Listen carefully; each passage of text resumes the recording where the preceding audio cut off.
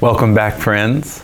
I hope that you are enjoying the rather warm weather. It's beautiful outside, taking walks, watching many things grow, perhaps beyond our wildest imagination. If you're anything like me, I love seeing the plants that I've attempted to care for grow, but they could slow down a little bit and make it a little easier on me, especially the weeds. But nevertheless, I am happy that we're getting so much sun. I know there will be a time in the year where we won't. So I'm going to be missing this sun that we're getting a lot of right now. And I also hope that you were able to take something from this last Sunday's service and reflection. And so today I wanted to kind of focus specifically on our willingness to invest and take risk and take things into our life and put out some energy, even though we cannot know what the future holds. It's really hard. We like to make safe investments. And so to put ourselves in a situation where we don't know the end result can be difficult. But let me remind you that technically you never know the end result of anything. Even the safest of safest investments of time or resources can result in things that you could have never anticipated and certainly not intended. So when Jesus instructs his disciples about how things must be, and they become anxious because the thought of him leaving is both concerning, frightening, it also doesn't make much sense. Why would a leader go away for a while when you've built this momentum? Why would this happen when you've put in this time or done this and that? Why are we not here? Why are we not there?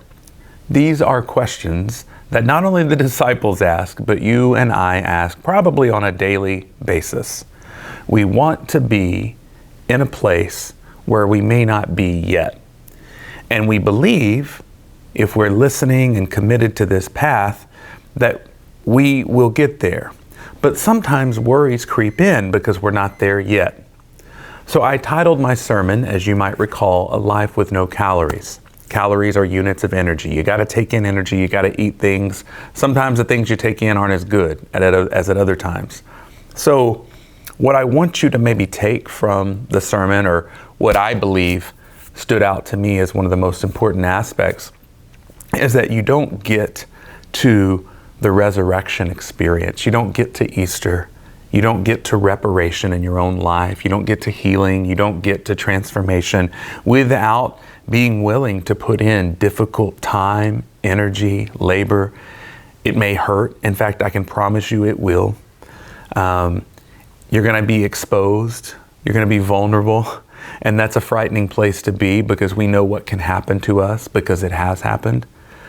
But as you've heard me say before, as much as I wish I could protect myself and you and everybody from these negative things happening, I do believe that the process that can be difficult to endure will lead us ultimately to a place of resurrection, to a place of transformation. And we don't know exactly what that resurrection or transformation will look like.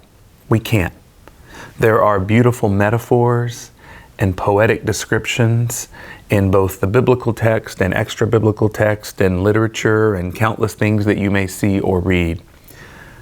But we don't really know. And we certainly don't know what our resurrection as a community and as people will necessarily look like. But what we can trust is that it will be good.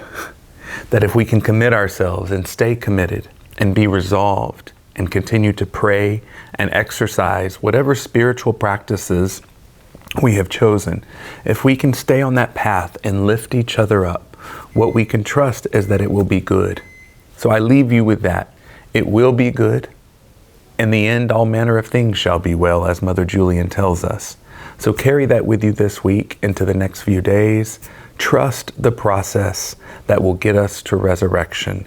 We're in it together. You are never alone. See you next week.